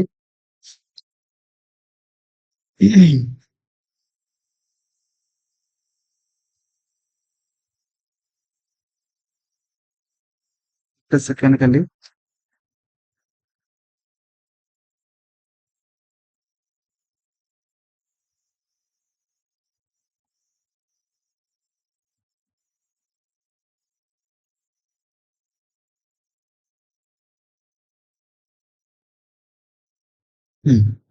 ପ୍ରି ଅପରେସନାଲ ଆମର 2 ରୁ 7 ବର୍ଷରେ ସେ ଆସେ ହେଲା। ଏବଂ ତାପରେ କଣ ଆସିବ ନା ଆମର ଆସିବ କଣ ଆସିବ ନା ହଉଛି ଆମର କଂକ୍ରିଟ ଆସିବ। କଂକ୍ରିଟ କଂକ୍ରିଟ କେତେରୁ କେତେ ଆସିବ ନା 7 ରୁ 11 ହେଲା। ତାପରେ କଣ ହବ ନା ତାପରେ ଆମର କଣ ହବ ନା ହଉଛି ଆମର ଫର୍ମାଲ ଫର୍ମାଲ ଷ୍ଟେଜ, ଯୋଉଟା କି 12 ବର୍ଷରୁ ବା 11 ରୁ ଅଧିକ 12 ବର୍ଷରୁ ଅଧିକ ହେଲା, 12 ରୁ ଅଧିକ ହେଲା। ଏବେ ସେ କହିଛି କି ଆମର କଂକ୍ରିଟ ଷ୍ଟେଜ ଆଣ୍ଡ ତା ସହିତ ଫର୍ମାଲ ଷ୍ଟେଜ ମଧ୍ୟରେ ଡିଫରେନ୍ସ ଟା କଣ, ମାନେ ସେ ଫର୍ମାଲ ଷ୍ଟେଜରେ ସେ ଏକ୍ସଟ୍ରା ଆଉ କଣ କରିପାରେ, ଯୋଉଟା କି କଣ ହବ ନା ଆବଷ୍ଟ୍ରାକ୍ଟ ଆଣ୍ଡ ହାଇପୋଥେଟିକାଲ ରିଜନିଂ। ମାନେ ସେ କଣ କରେ ନା କଂକ୍ରିଟ ଯୋଉ ଷ୍ଟେଜରେ ଥାଏ, ଯଦି ଆମେ ତାକୁ ଗୋଟେ ବସ୍ତୁ ଦେଖେଇକି ତାକୁ ଆମେ ସେ ବସ୍ତୁ ସମ୍ପର୍କରେ ଆମେ କହିବା, ତେବେ ସେ ବସ୍ତୁ ସମ୍ପର୍କରେ ଠିକ ଭାବେ ବୁଝିପାରିବ। କିନ୍ତୁ ଯଦି ଆମେ ମାନେ ଫର୍ମାଲରେ କଣ ଡିଫରେନ୍ସ କଣ ନା ଫର୍ମାଲ ଯଦି ଆମେ ସେଇ ବସ୍ତୁରେ ନ ଦେଖିକି ସେ ବସ୍ତୁ ସମ୍ପର୍କରେ ଆମେ ତାକୁ କହିବା ତେବେ ସେ ବୁଝିପାରିବ ହେଲା। ଯଦି ଆମେ ମାନେ କଂକ୍ରିଟ ରେ ବସ୍ତୁଟାକୁ ନ ଦେଖିକି ତା ବିଷୟରେ କହିବା ସେ ବୁଝିପାରିବ ନାହିଁ। ଏଇଟା ହିଁ ଡିଫରେନ୍ସ ହେଲା। ଦ ଆବଷ୍ଟ୍ରାକ୍ଟ ଆଣ୍ଡ ହାଇପୋଥେଟିକାଲ ରିଜନିଂ ହେଲା। ବସ୍ତୁର ବିନା ପ୍ରେଜେନ୍ସ ରେ ସେ କଣ ନା କଂକ୍ରିଟ ରେ ସେ ତା ବିଷୟରେ ବୁଝିପାରିବ ନାହିଁ, କିନ୍ତୁ ଫର୍ମାଲରେ ବିନା ପ୍ରେଜେନ୍ସ ରେ ସେ ବସ୍ତୁ ସମ୍ପର୍କରେ ସବୁ କିଛି ବୁଝିପାରିବ ହେଲା। ଏବଂ ତା ସହିତ ଅବଜେକ୍ଟ ପରମାନେନ୍ସ କଣ ନା ହଉଛି ଅବଜେକ୍ଟ ପରମାନେନ୍ସ ମାନେ କଣ, ଯଦି ଆପଣ ମାନେ କଣ ହୁଏ ନା 4 ମାସର ଗୋଟେ ଛୁଆକୁ ଯଦି ଆପଣ ମାନେ ବଲ୍ ଟେ ଦେଖେଇଦେବେ, ବଲ୍ ଟା ନେଇଯିବେ, ସେ ଭାବିବ କଣ ନା ହଉଛି ସେ ବଲ୍ ଟା ବୋଧେ କୁଆଡେ ପଳେଇଲା, ସେ ନାହିଁ ବଲ୍ ଟା। କିନ୍ତୁ ଆମର ସେନ୍ସରୀ ମୋଟରରେ କଣ ହୁଏ ନା ଯଦି ଛୁଆଟା 1 ବର୍ଷ କିମ୍ବା 2 ବର୍ଷ ହେଇଗଲା, କଣ ହବ ନା ହଉଛି ପିଲାଟାକୁ ଯଦି ଆପଣ ମାନେ ବଲ୍ ଟେ ଦେଖେଇବେ ଆଉ ଲୁଚେଇକି ରଖିଦେବେ, ସେ ବଲ୍ ଟାକୁ ଖୋଜିବ, ଜାଣିବ କି ନା ବଲ୍ ଟା ଅଛି ହେଲା, ବଲ୍ ଟା ଅଛି ତାକୁ କିଏ ଲୁଚେଇ ଦେଲା ହେଲା। ସେଇଟା ହଉଛି ଆମର ବସ୍ତୁତ୍ୱର କଣ ନା ହଉଛି ଆମର ସ୍ଥାୟିତ୍ୱ ବା ଅବଜେକ୍ଟ ପରମାନେନ୍ସ ଆମେ କହିବା, ସେଇଟା ଆମର ସେନ୍ସରୀ ମୋଟରରେ ଡେଭଲପ ହୋଇଥାଏ। ତାପରେ ଆସିଲା ଇଗୋ ସେଣ୍ଟ୍ରିଜିମ୍। ଇଗୋ ସେଣ୍ଟ୍ରିଜିମ୍ ମାନେ କଣ ନା ଗୋଟେ ପିଲା ଯୋଉଟା କି ଆମର କୋଉଥିରେ ଆସେ ନା ପ୍ରି ଅପରେସନାଲ ଆସେ ହେଲା। ଇଗୋସେଣ୍ଟ୍ରିଜିମ୍ ଥିଙ୍କିଂ ଟା କଣ ଆସେ ନା ପିଲାଟା ଭାବେ କି ମୁଁ ଯାହା ଭାବୁଛି ଆଉ ସମସ୍ତେ ମଧ୍ୟ ସେଇଆ ଭାବୁଛନ୍ତି। ଏଇଟା ହଉଛି ଆମର କଣ ନା ଇଗୋସେଣ୍ଟ୍ରିଜିମ୍ ହେଲା। ବା ଇଗୋସେଣ୍ଟ୍ରିକ ସ୍ପିଚ ହେଲା ବୁଝିହେଲା। ବୁଝିଲା ଆଉ ଟ୍ରାଏଲ ଆଣ୍ଡ ଏରର ଲର୍ଣ୍ଣିଂ କିଏ ଦେଇଥିଲେ ନା ଆମର କିଏ ଦେଇଥିଲେ ନା ଥର୍ନଡାଇକ ଦେଇଥିଲେ। ବୁଝିହେଲା। ମୋର ଆଶା ଆପଣ ମାନେ ସବୁ ଅପସନ କୁ ଠିକ ଭାବରେ ବୁଝିପାରିଥିବେ। ତ ପରବର୍ତ୍ତୀ କ୍ୱେଶ୍ଚନ କୁ ଯିବା। ଆପଣ ମାନେ ସବୁ କ୍ୱେଶ୍ଚନ କୁ ଠିକ ଭାବରେ ବୁଝିପାରୁଛନ୍ତି କି ନାହିଁ ମତେ କମେଣ୍ଟ ରେ ଜଣାଇବେ। ହୁଁ। ଏବେ କ୍ୱେଶ୍ଚନ କହିଛି ହୁଇଚ of the following strategy is most appropriate for teaching scanning skill. ମାନେ ଆମେ ମାନେ କୋଉ ଷ୍ଟ୍ରାଟେଜି ଅନୁସାରେ ଆମେ ମାନେ କଣ କରିବା ନା ଯୋଉଟା କି ମୋଷ୍ଟ ଆପ୍ରୋପ୍ରିଏଟ କଣ ମାନେ କାହା ସହିତ ସମ୍ପର୍କିତ ନା ହଉଛି ଆମର ସ୍କାନିଂ ସ୍କିଲ ସହିତ ସମ୍ପର୍କିତ।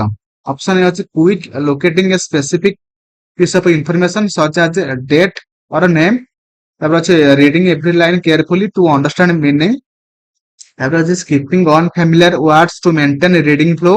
ଅପସନ ଡି ଅଛି reading aloud to improve fluency. ଦେଖନ୍ତୁ ଆମର ଆନ୍ସର କଣ ହବ ନା ଆମର ହବ option A will be right answer। ଦେଖନ୍ତୁ ସ୍କାନିଂ କଣ ସ୍କାନିଂ କଣ ନା ଆମେ ଗୋଟେ ୱାର୍ଡ କୁ ହେଲା ଗୋଟେ ୱାର୍ଡ କୁ ଆମେ ମାନେ କଣ କରିବା ନା ହଉଛି ଗୋଟେ ଡାଏରୀ ହଉ କି ଡିକ୍ସନାରୀ ହଉ ଗୋଟେ ୱାର୍ଡ କୁ ଆମେ ମାନେ ପଢି ପଢି ଖୋଜିବା। ସେଇଟା ହଉଛି କଣ ଆମେ ସେଇଟାକୁ ଆମେ କଣ କହିଥାନ୍ତି ନା ଆମେ କହିଥାନ୍ତି ସ୍କାନିଂ ହେଲା। ଯୋଉଟା କି ଆମର ଅପସନ ଏ ରେ ଅଛି।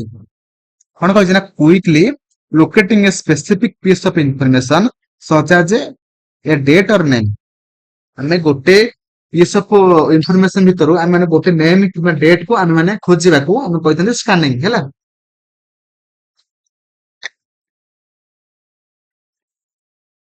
ତାପରେ କହିଛି ଆମେ ଆଉ ଏକ୍ସଟ୍ରା ପଏଣ୍ଟ କଣ ଏଠୁ ହବ ଆମର ସ୍କିମିଂ। ସ୍କିମିଂ ମାନେ କଣ ଆମେ ମାନେ ଗୋଟେ ପାରାଗ୍ରାଫ ପଢିବା ବା ଗୋଟେ ବିଷୟଟା ପଢିବା ମାନେ ପଢିଲା ପରେ ତା ବିଷୟରେ ଟିକେ ସଂକ୍ଷିପ୍ତରେ କିଛି କିଛି ଲେଖିଦବା ବା ସଂକ୍ଷିପ୍ତରେ ଆମେ ମାନେ କହିବା ସେଟାକୁ ଆମେ କହିଥାନ୍ତି ସ୍କିମିଂ। ବା ତାର ମେନ୍ ଅବଜେକ୍ଟିଭ ଗୁଡିକୁ ଆମେ ମାନେ କହିବା ସେଟାକୁ ଆମେ କହିଥାନ୍ତି ସ୍କିମିଂ ବୁଝିଲା। ସ୍କାନିଂ କଣ ସ୍କିମିଂ କଣ ମୋର ଆଶା ଆପଣ ମାନେ ସବୁ କିଛି ଠିକ ଭାବରେ ବୁଝିପାରିଥିବେ। ଯଦି ବୁଝିପାରୁଛନ୍ତି କମେଣ୍ଟରେ ମତେ ଟିକେ ଜଣାନ୍ତୁ ମତେ ବି ଭଲ ଲାଗିବ। ତ ପରବର୍ତ୍ତୀ କ୍ୱେଶ୍ଚନ କହିଛି which activity is most effective for enhancing students narrative writing skill ହେଲା। ମାନେ କୋଉ ମାନେ ଯୋଉ ଚାରିଟାଙ୍କ ଅପସନ ମଧ୍ୟରୁ ଆମର କୋଉଟା ଯୋଉଟା କି ଆମର ମାନେ ଗୋଟେ ପିଲାର ନେରେଟିଭ ରାଇଟିଂ ସ୍କିଲ କୁ ସେ ଏନହାନ୍ସ କରିବ ବା ଆଉ ଟିକେ ଇଫେକ୍ଟ କରିବ ହେଲା। ଅପସନ ଅଛି editing spelling error in a technical passage. Option B ଅଛି practising dialogue writing using given prompts. Option C ଅଛି copying a story from a text book. Option D ଅଛି writing a story based on a series of picture ହେଲା। ତ କଣ ହବ right answer ଦେଖନ୍ତୁ ଆମର narrative writing ମାନେ କଣ? ନ୍ୟାରେଟିଭ ରାଇଟିଂ ମାନେ କଣ ନା ସେୟାରିଂ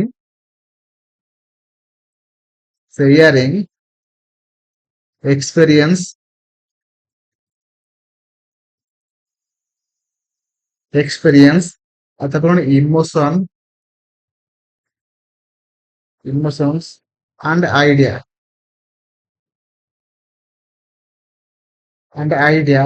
କଣ ନା ଥ୍ରୋ ଏ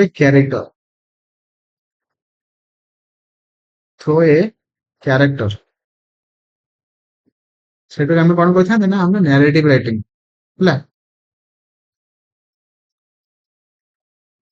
ବୁଝିଲା।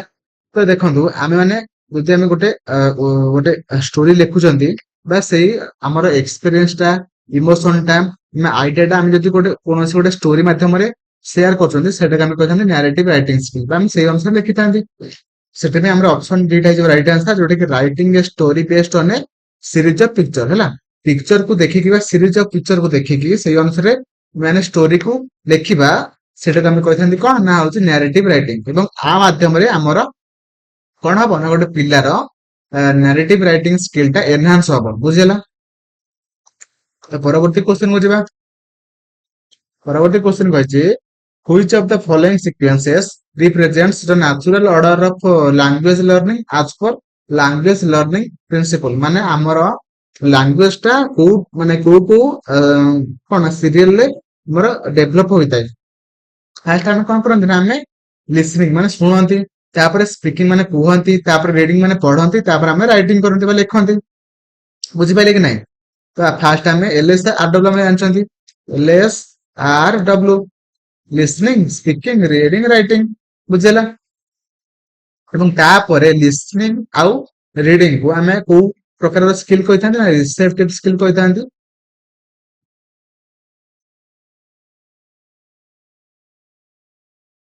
ଏବଂ ତା ସହିତ ପ୍ୟାସିଭ ସ୍କିଲ୍ କହିଥାନ୍ତି ମଧ୍ୟ, ଏଟା ଟିକେ ଲେଖି ରଖିବେ ହେଲା। ତାପରେ ଆମର ସ୍ପିକିଂ ସ୍ପିକିଂ ଆଣ୍ଡ ରାଇଟିଂ ଯୋଉ ସ୍କିଲ୍ କୁ ଆମେ କଣ କହିଥାନ୍ତି? ଆମେ କହିଥାନ୍ତି ପ୍ରଡକ୍ଟିଭ ସ୍କିଲ୍।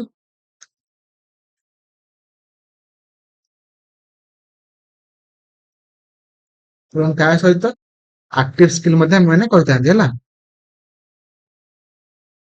ବୁଝିଲା? ଯଦି ଜାଣିଥିଲେ ଭଲ କଥା, ଯଦି ନ ଜାଣିଛନ୍ତି ଲେଖି ରଖନ୍ତୁ, ଆଉ ପରବର୍ତ୍ତୀ ସମୟରେ ଆପଣ ମାନେ ରିଭାଇଜ କରିଦେବେ ହେଲା। ତ ପରବର୍ତ୍ତୀ କ୍ୱେଶ୍ଚନ କୁ ଯିବା। ପରବର୍ତ୍ତୀ କ୍ୱେଶ୍ଚନ କହିଛି କି teacher groups learners from different linguistic background to complete a language project, this approach is most likely to ମାନେ ସେ କହିଛି କି ଆମର ଗୋଟେ ଗ୍ରୁପ ରେ ଟିଚର ଥିଲେ ଏବଂ ତା ସହିତ ପିଲା ଥିଲେ ମାନେ ବିଭିନ୍ନ ପ୍ରକାରର ଲିଙ୍ଗୁଇଷ୍ଟିକ ବ୍ୟାକଗ୍ରାଉଣ୍ଡ ରୁ, ଏବଂ ତା ସହିତ ସେମାନଙ୍କର କଲଚର ମଧ୍ୟ ଡିଫରେଣ୍ଟ ଥିଲା ଏବଂ ସେମାନେ ଗୋଟେ ଲାଙ୍ଗୁଏଜ ଉପରେ ଗୋଟେ ପ୍ରୋଜେକ୍ଟ ସେ କଣ କଲେ ନା ହଉଛି ସେ କମ୍ପ୍ଲିଟ କଲେ। ତ କମ୍ପ୍ଲିଟ କରିବା ଦ୍ୱାରା ସେମାନଙ୍କର କଣ ହେଲା? ଅପସନ ଅଛି increase cognitive overload, reinforce passive learning, ତାପରେ ଅଛି promote interdependence and cultural exchange. Option D ଅଛି କଜ କମ୍ୟୁନିକେସନ ବ୍ରେକଡାଉନ ହେଲା। ତ ଆନ୍ସର କଣ ହବ ନା ଆମର ଅପସନ ସି ହବ, କାହିଁକି ନା promote interdependence and cultural exchange. କାହିଁକି ନା ଦେଖନ୍ତୁ ଯେତେବେଳେ ସେ ମିଶିକି କଲେ, ସେମାନେ ଡିଫରେଣ୍ଟ ଲିଙ୍ଗୁଇଷ୍ଟିକ ରୁ ଆସିଥିଲେ, ଡିଫରେଣ୍ଟ ଲିଙ୍ଗୁଇଷ୍ଟିକ ବ୍ୟାକଗ୍ରାଉଣ୍ଡ ରୁ ଆସିଥିଲେ। ଆସିବା ଦ୍ୱାରା କଣ ହେଲା ନା ସେମାନଙ୍କ ମଧ୍ୟରେ ପରସ୍ପର ମଧ୍ୟରେ ମାନେ ଯୋଉ ନିର୍ଭରଶୀଳତା ବା ଇଣ୍ଟରଡିପେଣ୍ଡେନ୍ସ ପ୍ରମୋଟ ହେଲା ବା ଡେଭଲପ ହେଲା। ଏବଂ ତା ସହିତ ସେମାନଙ୍କ ମଧ୍ୟରେ ଯାହା ବି କିଛି କଲଚରାଲ ଡିଫରେନ୍ସ ଥିଲା ସେମାନେ ସେମାନଙ୍କ ପରସ୍ପର ମଧ୍ୟରେ ଏକ୍ସଚେଞ୍ଜ କଲେ। କରିବା ଦ୍ୱାରା ସେମାନଙ୍କର ଯୋଉ ସକ୍ସେସଫୁଲି ଯୋଉ ଲାଙ୍ଗୁଏଜ ଉପରେ ଯୋଉ ପ୍ରୋଜେକ୍ଟ ଟା ଥିଲା, ସେ ପ୍ରୋଜେକ୍ଟ ଟା କଣ ହେଲା ନା ଆମର କମ୍ପ୍ଲିଟ ହେଲା, ଯୋଉଟା କି ଅପସନ ସି ଆମର ରାଇଟ ଆନ୍ସର ହେଇଯିବ, promote interdependence and cultural exchange ହେଲା। Option C will be right answer. ମୋର ଆଶା ଆପଣ ମାନେ ସମସ୍ତେ ବୁଝିପାରୁଥିବେ। ଯଦି ବୁଝିପାରୁଛନ୍ତି ଟିକେ ଭିଡିଓଟାକୁ ଲାଇକ୍ କରିଦେବେ, କମେଣ୍ଟରେ ଜଣେଇବେ ଆପଣମାନଙ୍କୁ ଭିଡିଓ କେମିତି ଲାଗୁଛି ଏବଂ ଆପଣମାନଙ୍କୁ ଆଉ କୋଉ ଟାଇପର ଭିଡିଓ ଦରକାର ତ ଜଣେଇବେ। ତା ପରବର୍ତ୍ତୀ କ୍ୱେଶ୍ଚନ, ପ୍ରାଥମିକ ଅବସ୍ଥାରେ ଇଂରାଜୀ ଶିକ୍ଷା ଦେବାର ମୁଖ୍ୟ ଉଦ୍ଦେଶ୍ୟ କଣ? ଆମେ ମାନେ ଦେଖନ୍ତୁ ପ୍ରାଥମିକ ଅବସ୍ଥାରେ ଇଂରାଜୀ ଶିଖିବା କଣ ପାଇଁ? ଅପସନ ଅଛି ଆଞ୍ଚଳିକ ଉପଭାଷା ଶିଖିବା, ବହୁଭାଷିତାକୁ ପ୍ରୋତ୍ସାହନ ଦେବା, ଅପସନ ସି ଅଛି ସାହିତ୍ୟ ଅନୁବାଦ କରିବା ହେଲା, ତାପରେ ଅଛି କବିତା ଗୁଡିକୁ ସ୍ମରଣ କରିବା ହେଲା। କଣ କରିବା ନା ଦେଖନ୍ତୁ, ଯଦି ଆମେ ମାନେ ଆମର ମଦର ଟଙ୍ଗ କଣ ନା ଓଡିଆ, ଆମେ କଣ ଗୋଟିଏ ଭାଷା ଶିଖିବା କି? ଓଡିଆ ପରେ ଆମେ କଣ ଶିଖନ୍ତି ନା ଇଂଲିଶ ଶିଖନ୍ତି ହେଲା। ଇଂଲିଶ ଶିଖନ୍ତି, ଶିକ୍ଷା ଦ୍ୱାରା ଆମର କଣ ହୁଏ ନା ଆମର ବହୁଭାଷିତାକୁ ପ୍ରୋତ୍ସାହନ ଦେଇଥାନ୍ତି ଆମେ ମାନେ ହେଲା। Option B will be right answer, ବହୁଭାଷିତାକୁ ମାନେ ପ୍ରୋତ୍ସାହନ ଦେଇଥାନ୍ତି କାହା ଦ୍ୱାରା ନା ଇଂରାଜୀ ଶିକ୍ଷା ଶିଖିବା ଦ୍ୱାରା ହେଲା। ତ ପରବର୍ତ୍ତୀ କ୍ୱେଶ୍ଚନ କୁ ଯିବା। ପରବର୍ତ୍ତୀ କ୍ୱେଶ୍ଚନ ଅଛି in assessing second language learners, why is it important to test comprehensive through real life context? ଦେଖନ୍ତୁ ଆମେ ମାନେ ଯଦି ଗୋଟେ ପିଲାର ସେକେଣ୍ଡ ଲାଙ୍ଗୁଏଜ କୁ କଣ କଲେ ନା ରିଅଲ ଲାଇଫ କଣ୍ଟେକ୍ସଟ ମାଧ୍ୟମରେ ଆମେ ପରୀକ୍ଷା କଲେ, ତ କଣ ହବ? ଆକ୍ଚୁଆଲି କଣ ହବ, କେମିତି କରିବା ନା ସେ ଟେଷ୍ଟ ଟା ଇମ୍ପୋର୍ଟାଣ୍ଟ କଣ ପାଇଁ? ଦେଖନ୍ତୁ ଫାର୍ଷ୍ଟ ଅଛି ଏଠି measures their memory, option B ଅଛି it evaluates their actual understanding and use of the language, ନା ଅପସନ ସି ଅଛି ଇଟ୍ increases students interest, ନା ଅପସନ ଡି ଅଛି ଇଟ୍ save time। ଦେଖନ୍ତୁ ଗୋଟେ ପିଲାଟେ ସେକେଣ୍ଡ ଲାଙ୍ଗୁଏଜ ଟା ପଢିଦେଲେ ହବନି ବା ଗ୍ରାମାର କୁ ଶିଖେଇ ଦେଲେ ହବନି, ସେ ତାର ନା ଆକ୍ଚୁଆଲି ସେ ସେଟା ବୁଝୁଛି କି ନାହିଁ, ଏବଂ ବୁଝିଲା ପରେ ସେ ସେଟାକୁ ୟୁଜ କରୁଛି କି ନାହିଁ ସେଟା ସେ ଜାଣିବା ଦରକାର। ଜାଣିଲା ପରେ ଆପଣ ମାନେ ସେଟାକୁ ସେ କେତେ ବୁଝିଛି ଏବଂ ସେଟା କେତେ ୟୁଜ କରୁଛି ସେଇଟା ଆପଣ ମାନେ ରିଅଲ ଲାଇଫ କଣ୍ଟେକ୍ସଟ ରେ ଇଭାଲୁଏଟ କଲା ପରେ ଯାଇକି ଆପଣ ମାନେ ଜାଣିପାରିବେ କି ସେ ଆକ୍ଚୁଆଲି ଶିଖିଛି କି ନାହିଁ, କେତେ ଦୂର ଶିଖିଛି ହେଲା। ସେଥିପାଇଁ ଆମର ଅପସନ ବି ହେଇଯିବ right answer. It evaluates their actual understanding and use of language ହେଲା। Option B will be right answer. ପରବର୍ତ୍ତୀ କ୍ୱେଶ୍ଚନ କୁ ଯିବା।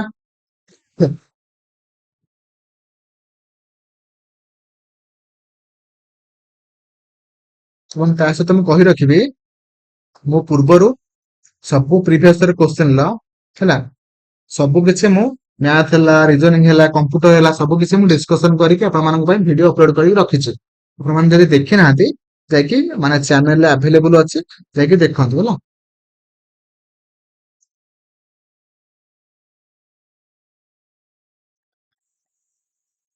ତ ପରବର୍ତ୍ତୀ କ୍ୱେଶ୍ଚନ ଅଛି କେଉଁ ପଠନ ଉପଦକ୍ଷତା ରିଡିଂ ସଫ୍ଟ ସ୍କିଲ୍ ପାଇଁ ଏପରି ନିଷ୍କର୍ଷ ଆଙ୍କିବା ଆବଶ୍ୟକ ଯାହା ପାଠ୍ୟରେ ସ୍ପଷ୍ଟ ଭାବରେ ଉଲ୍ଲେଖ କରାଯାଇ ନାହିଁ। ଦେଖନ୍ତୁ ମାନେ ସେ କହିଛି କି ଆମର କୋଉଟା ମାନେ ଚାରିଟା ଅଛି ତିନିଟା ମଧ୍ୟରୁ କୋଉଟା ଗୋଟେ ଯୋଉଟା କି ରିଡିଂ ସଫ୍ଟ ସ୍କିଲ୍ ଉପରେ ଯୋଉଟା କି ସ୍ପଷ୍ଟ ଭାବରେ ଆମର ଉଲ୍ଲେଖ କରାଯାଇ ନାହିଁ ହେଲା। ମାନେ କରାଯାଇ ନାହିଁ ହେଲା। ଅପସନ କହିଛି ସିଦ୍ଧାନ୍ତ ପାଇଁ ପଠନ, ସ୍କାନିଂ, ଉଚ୍ଚ ପଠନରେ ଉଚ୍ଚ ସ୍ତରରେ ପଠନ, ଦିଆଯାଇଥିବା ସୂଚନା ପାଇଁ ପଠନ। ଦେଖନ୍ତୁ ପଢିବା ଆମେ କଣ ପାଇଁ ପଢିବା ଆମେ ମାନେ କୌଣସି ଗୋଟେ ଇନଫର୍ମେସନ ବା ଗୋଟେ ୱାର୍ଡ ହେଲା କି ଗୋଟେ ଇନଫର୍ମେସନ କୁ ଆମେ ମାନେ ସ୍କାନ କରିବା ପାଇଁ ସେଟା ଆମର ମାନେ ମୁଁ କହିଛି ସ୍କାନିଂ। ସ୍କାନିଂ ହବ ମାନେ ଉଲ୍ଲେଖ ଅଛି ଆମର ଉଚ୍ଚ ସ୍ତରରେ ପଢିବା ପଠନଟାର ଅଛି ଆମର ଗୋଟେ ମାନେ ସଫ୍ଟ ସ୍କିଲ୍ ଅଛି ଯୋଉଟା କି ଆମେ ମାନେ ଉଚ୍ଚ ସ୍ତରରେ ପଢିଲେ ଆମ ମାନଙ୍କର ପ୍ରୋନାଉନସିଏସନ ଠିକ ହବ। ତାପରେ କହୁଛି ଆମେ ମାନେ କୌଣସି ଗୋଟେ ସୂଚନା ପାଇଁ ଆମେ ମାନେ ମଧ୍ୟ ପଢିଥାନ୍ତି। କିନ୍ତୁ ଦେଖନ୍ତୁ ଆମେ ମାନେ କିଛି ଗୋଟେ ସିଦ୍ଧାନ୍ତ ପାଇଁ ଆମେ ମାନେ କିଛି ପଢିନଥାନ୍ତି ହେଲା। ଆମେ ମାନେ କିଛି ଗୋଟେ ସିଦ୍ଧାନ୍ତ ପାଇଁ ଆମେ ମାନେ କିଛି ପଢିନଥାନ୍ତି ହେଲା। ସେଥିପାଇଁ ଆମର ଅପସନ ଏଇଟା ଆମର ସଠିକ ଆନ୍ସର ହବ। ଠିକ ପଚାରିଲା ନାହିଁ ସେଥିପାଇଁ ଆମର ଅପସନ ଏଇଟା ଆମର ରାଇଟ ଆନ୍ସର ହେଇଯିବ ହେଲା।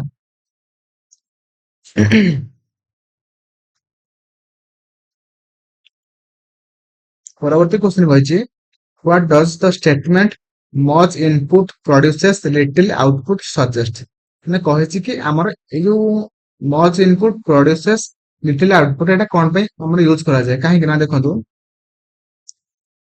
ଅପସନ ଏ ଅଛି input and output are always equal. Option B ଅଛି learning grammar does not always lead to its practical use. Option C ଅଛି language learners retain everything taught. Option D ଅଛି grammar instruction is highly effective. ଦେଖନ୍ତୁ option B ହେଇଯିବ right answer କାହିଁକି ନା learning grammar does not always lead to its practical use. ଦେଖନ୍ତୁ ଆମେ grammar ଯୋଉ ପଢନ୍ତି ସେଟା ଆକ୍ଚୁଆଲି ତାକୁ ଆମର ୟୁଜ କରିବାର ଅଛି। ଏଇ ଗ୍ରାମାର ପଢିଦେଲେ ହବନି, ବୁଝିପାରିଲେ କି ନାଇଁ? ଗ୍ରାମାର ପଢିବା ଏବଂ ତାକୁ ପ୍ରାକ୍ଟିକାଲ ଏନଭାରମେଣ୍ଟରେ ଆମେ ତାକୁ ୟୁଜ କରିବା ତେବେ ଯାଇକି ସେଟା ଆମର ଫଳପ୍ରଦ ହବ। କିନ୍ତୁ ଆମେ ଦେଖନ୍ତୁ ଆମେ ବହୁତ ମାନେ ଗ୍ରାମାର ଜାଣିଥିବା କିନ୍ତୁ ସେଟା ଆକ୍ଚୁଆଲି ଆମେ ମାନେ ଆଉଟପୁଟ ବା ଆମେ ମାନେ ୟୁଜ କରୁନଥିବା ସେଇଟାକୁ ଆମେ ମାନେ କଣ କହିଥାନ୍ତି ଆମେ କହିଥାନ୍ତି much input produces little output ହେଲା। ପରବର୍ତ୍ତୀ କ୍ୱେଶ୍ଚନ କୁ ଯିବା। ପରବର୍ତ୍ତୀ କ୍ୱେଶ୍ଚନ କହିଛି ନିର୍ଦ୍ଦେଶିତ ରଚନା ବା ଗାଇଡେଡ କମ୍ପୋଜିସନ ରେ ବିଦ୍ୟାର୍ଥୀ ମାନଙ୍କୁ କଣ ଯୋଗାଇ ଦିଆଯାଏ?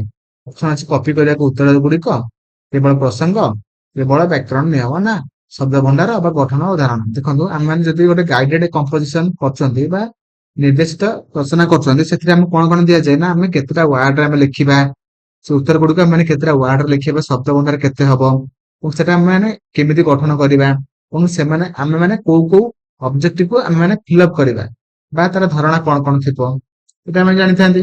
ଏଇଟା ଆମର ସବୁ ମେନସନ ହେଇକି ଥାଏ ନା ସେଥିପାଇଁ ଆମର ଅପସନ ଟି ହେଇଯିବ ରାଇଟ ଆନ୍ସର। ଶବ୍ଦ ଭଣ୍ଡାର ଗଠନ ଏବଂ ଧାରଣା ହେଲା। ତ ପରବର୍ତ୍ତୀ କ୍ୱେଶ୍ଚନ କୁ ଯିବା। ପରବର୍ତ୍ତୀ କ୍ୱେଶ୍ଚନ କହିଛି ଲିଖିତ ଅଭିବ୍ୟକ୍ତି ସମସ୍ୟା ରିଟେନ ଏକ୍ସପ୍ରେସନ ଡିସଅର୍ଡର ଥିବା ବ୍ୟକ୍ତି ମାନେ ସମ୍ମୁଖୀନ ହେଉଥିବା ନିମ୍ନଲିଖିତ ମଧ୍ୟରୁ କେଉଁଟିକ ସାଧାରଣ ଅସୁବିଧା ନୁହେଁ ହେଲା। ଦେଖନ୍ତୁ ରିଟେନ ଏକ୍ସପ୍ରେସନ ଡିସଅର୍ଡର ମାନେ ଗୋଟେ ଡିସଅର୍ଡର ଅଟେ। ତ ଏଇଟା ହେବା ଦ୍ଵାରା କୋଉଟା ଏଇ ଚାରିଟା ମଧ୍ୟରୁ କୋଉଟା ନୁହେଁ କୋଉଟା ହେବା ଦ୍ଵାରା ସେ ଲୋକଙ୍କ ମଧ୍ୟରେ ସେଇଟା ନଥିବ କିନ୍ତୁ ଏଠି ଲେଖା ଅଛି ହେଲା। ଅପସନ ଅଛି ବାକ୍ୟ ଗଠନ କରିବା, ପାରାଗ୍ରାଫ ଗୁଡିକୁ ବ୍ୟବସ୍ଥିତ କରିବା, ଶୀଘ୍ର ହସ୍ତ ଲିଖନ ଗତି, ଲେଖିବା ପାଇଁ କଣ ନା ହଉଛି ଧାରଣା ସୃଷ୍ଟି କରିବ। ଦେଖନ୍ତୁ ଆମର ଯଦି ରିଟେନ୍ ଏକ୍ସପ୍ରେସନ ଡିଜର୍ଡର ଥିବ, ଆମର କଣ କଣ ଥିବ ତା ଉପରେ ଡିଜର୍ଡର ଡିଜର୍ଡର ନା ହଉଛି ଆମର ବାକ୍ୟ ଗଠନ ସେ କରିପାରୁନଥିବ, ପାରାଗ୍ରାଫ ଗୁଡିକୁ ସେ ବ୍ୟବସ୍ଥିତ ମାନେ କରିପାରୁନଥିବ, ତାପରେ ଲେଖିବା ପାଇଁ ସେ ଧାରଣା ସୃଷ୍ଟି କରିପାରୁନଥିବ, ତେବେ ଯାଇକି ତାର କଣ ଅଛି ନା ରିଟେନ୍ ଏକ୍ସପ୍ରେସନ ଡିଜର୍ଡର ଅଛି। ଦେଖନ୍ତୁ ଯଦି ଶୀଘ୍ର ହସ୍ତଲିଖନ ଗତିଟା ଗୋଟେ ମେଜର ମାନେ ପ୍ରୋବ୍ଲେମ ନୁହଁ, ମାନେ ସେଟା ଗୋଟେ ଡିଜର୍ଡର ନୁହେଁ ହେଲା, ସେଥିପାଇଁ ନୁହେଁ ପଚାରିଥିଲା ନା, ସେଥିପାଇଁ ଆମର option C will be right answer ହେଲା। ଆପଣ ମାନେ ସବୁ କ୍ୱେଶ୍ଚିନ୍ କୁ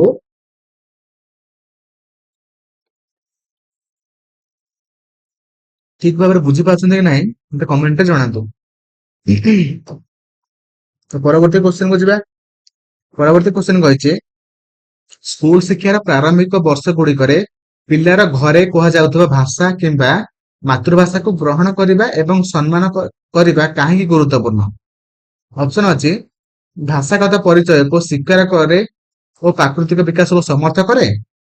ଅପସନ ବି ଅଛି ଏହା ବିଦେଶୀ ଭାଷାର ଶୀଘ୍ର ଅଧିଗ୍ରହଣକୁ ସୁନିଶ୍ଚିତ କରେ।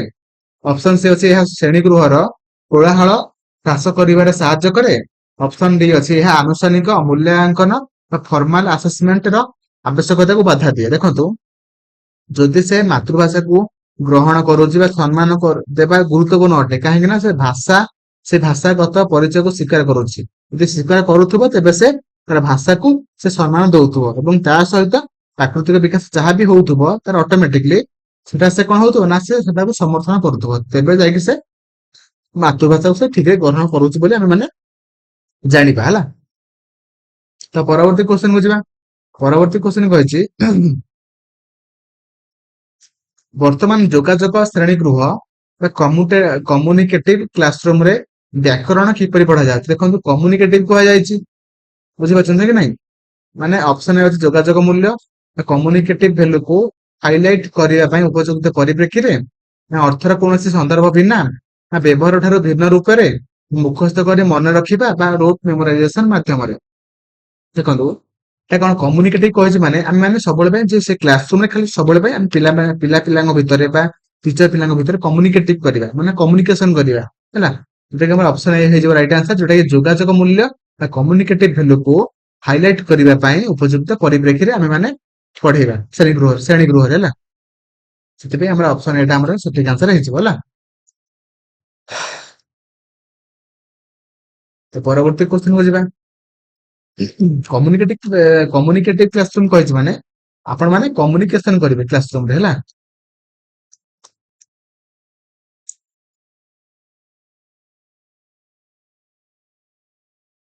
ଏବଂ ଆ ପୂର୍ବରୁ ଏଇ ସିଫ୍ଟର ମୁଁ ସବୁ କିଛି ମ୍ୟାଥ ହେଲା ରିଜନିଂ ହେଲା ଆଉ କମ୍ପ୍ୟୁଟର ହେଲା କି ଆପଣ ମାନଙ୍କର ଜିକେ ଓଡିଆ ଗ୍ରାମର ହେଲା ସବୁ କିଛି ମୁଁ ଡିସକସନ କରିସାରିଛି।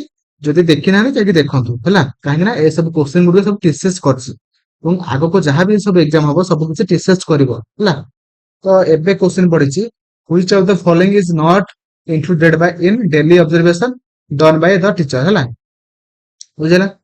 ଦେଖନ୍ତୁ ଆମେ ମାନେ ସବ ଟିଚର ଟା ମାନେ ଡେଲି କୋଉଟାକୁ ସେ ଅବଜରଭେସନ କରିପାରିବ ନାହିଁ ବା ସେ ଅବଜରଭେସନ ରେ ଇନକ୍ଲୁଡ କରିବ ନାହିଁ। ଅପସନ ଅଛି ପ୍ରମୋସନ ଟୁ ଦ ନେକ୍ସଟ ଲେବୁଲ, problem solving ability, option C ଅଛି ଆଟିଚ୍ୟୁଡ ଟୁୱାର୍ଡସ ଦ ସବଜେକ୍ଟ, ଅପସନ ଡି ଅଛି ଡାଇଭରଜେଣ୍ଟ ଥିଙ୍କିଂ। ଦେଖନ୍ତୁ ଏଇ ତିନିଟା ଠିକ ଅଛି, କାହିଁକିନା ସେ ପ୍ରୋବ୍ଲେମ ସଲଭିଂ ଆବିଲିଟିକୁ ସବୁଦିନ ପାଇଁ ସେ ଇନକ୍ଲୁଡ କରିବ ସବୁଦିନରେ। ଗୋଟେ ଆଟିଚ୍ୟୁଡ ଟୁୱାର୍ଡସ ଦ ସବଜେକ୍ଟ, ସବଜେକ୍ଟ ମାନେ କୋଉଟା ମାନେ କେତେବେଳେ ପଢେଇବା, କୋଉଟାକୁ ମାନେ ପଢେଇବା ଦ୍ଵାରା ପିଲାର ଅଧିକ ଡେଭଲପମେଣ୍ଟ ହବ ବା ଅଧିକ କିଛି ଜାଣିବ, ସେଇଟା ହେଲା କଣ ନା ଆଟିଚ୍ୟୁଡ ଟୁୱାର୍ଡସ ସବଜେକ୍ଟ ହେଲା। ଏଇଟା ମଧ୍ୟ ସବୁଦିନ ସେ ଇନକ୍ଲୁଡ କରିବା ଦରକାର। ଆଉ ଡାଇଭରଜେଣ୍ଟ ଥିଙ୍କିଂ ମାନେ ପିଲା କେମିତି ଗୋଟେ ପ୍ରୋବ୍ଲେମକୁ ମାନେ ମୋର ଦେନ ୱାନ ମେଥଡରେ ସେ ପ୍ରୋବ୍ଲେମକୁ ସଲ୍ଭ କରିପାରିବ ସେଟା ମଧ୍ୟ ତାର ଦରକାର। ତ ଏଇ ତିନିଟାଙ୍କ ସେ ତାର ଡେଲି ଲାଇଫରେ କଣ କରିବ ନା ସେ ମାନେ ଇନକ୍ଲୁଡ କରିବା ଦରକାର। କିନ୍ତୁ ଆମର ଯୋଉ ପ୍ରମୋସନ ଟୁ ନେକ୍ସଟ ଲେବୁଲ ସେଟା ଆମର କଣ ସେଟା ସେ ପ୍ରତିଦିନ ସେ ଇନକ୍ଲୁଡ କରିବା ଦରକାର ହିଁ ନାହିଁ। ନୋଟ ପଚାରିଥିଲା ତ ସେଥିପାଇଁ ଆମେ ମାନେ ଅପସନ ଏଟା କଲେ, ତ ଅପସନ ଏଟା ଆମର ସଠିକ ଆନ୍ସର ହେଇଯିବ ହେଲା।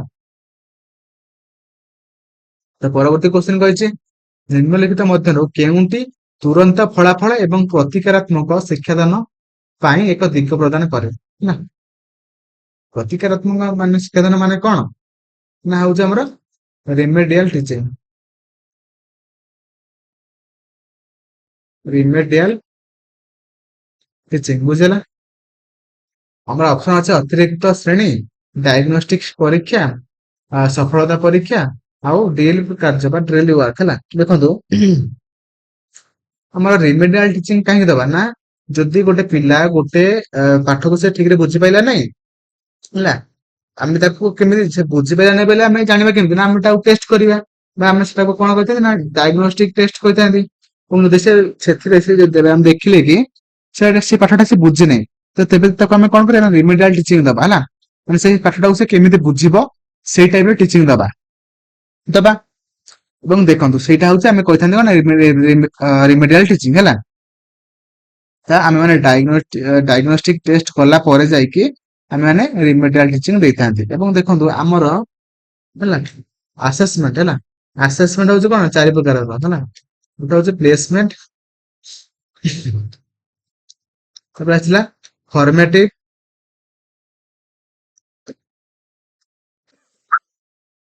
ତାପରେ ସमेଟିଭ, ତାପରେ ଆସିଲା କଣ ନା ଡାୟଗ୍ନୋଷ୍ଟିକ। ଦେଖନ୍ତୁ ପ୍ଲେସମେଣ୍ଟ ମାନେ କଣ, ଗୋଟେ ପିଲା ଚାକିରି କରିବ, ଚାକିରି କରିବା ପାଇଁ ଯୋଉ ସବୁ ଏକ୍ସାମ ଦଉଛି ସେଟାକୁ ସେ ଆମେ କହିବା ପ୍ଲେସମେଣ୍ଟ ଏକ୍ସାମ ହେଲା।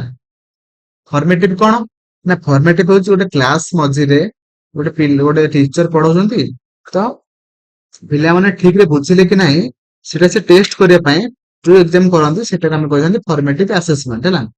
ତାପରେ ବର୍ଷର ଯୋଉ ଶେଷରେ ଯୋଉ ଏକ୍ସାମ ଟା ହୁଏ ହେଲା, ସେଟାକୁ ଆମେ କହିଥାନ୍ତି କଣ ନା ସमेଟିଭ ଏକ୍ସାମ। ଆଉ ଗୋଟେ ପିଲାର ମାନେ ଗୋଟେ ପିଲା ଠିକ ରେ ମାନେ ପାଠକୁ ବୁଝିଛି କି ନାହିଁ, ତାର ସେଠି ସେ ପ୍ରୋବ୍ଲେମକୁ ଜାଣିବା ପାଇଁ ଯୋଉ ଏକ୍ସାମ ଆମେ କରିଥାନ୍ତି ତାକୁ ଆମେ କହିଥାନ୍ତି ଡାୟଗ୍ନୋଷ୍ଟିକ ଏକ୍ସାମ ହେଲା, ବା ଡାୟଗ୍ନୋଷ୍ଟିକ ଆସେସମେଣ୍ଟ ହେଲା। ଯଦି ପ୍ରୋବ୍ଲେମ ଥିବ ତାକୁ ଆମେ ରିମିଡିଆଲ ଟିଚିଂ ଦେଇଥାନ୍ତି, ଯଦି ପ୍ରୋବ୍ଲେମ ନଥିବ ତାକୁ ଆମେ ଏନରିଚମେଣ୍ଟ ଟିଚିଂ ଦେଇଥାନ୍ତି ହେଲା।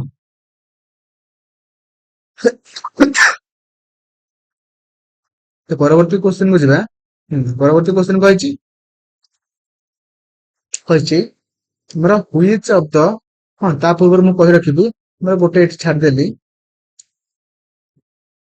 କଣ, ଦେଖନ୍ତୁ ଆମର ଗୋଟେ ଅଛି ଏଠି କଣ ଅଛି ନା ଆଚିଭମେଣ୍ଟ ଟେଷ୍ଟ। ଆଚିଭମେଣ୍ଟ ଟେଷ୍ଟ ମାନେ କଣ ନା ମେଜର, ଆମର ଆଚିଭମେଣ୍ଟ ଟେଷ୍ଟ କଣ ନା ମେଜର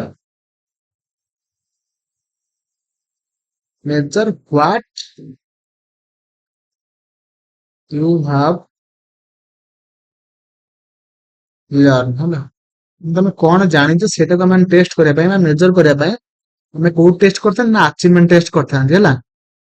ତାପରେ ଆସିଲା ଆଉ ଗୋଟେ ଅଛି, ଆଉ ଗୋଟେ ପରୀକ୍ଷା ପ୍ରୋଫିସିଏନ୍ସି ଟେଷ୍ଟ ହେଲା। ପ୍ରୋଫିସିଏନ୍ସି ଟେଷ୍ଟ ହେଲା, ଯୋଉଥିରେ କି ଆମେ ମାନେ କଣ କରନ୍ତି ନା ମେଜର କରନ୍ତି କଣ ନା ମେଜର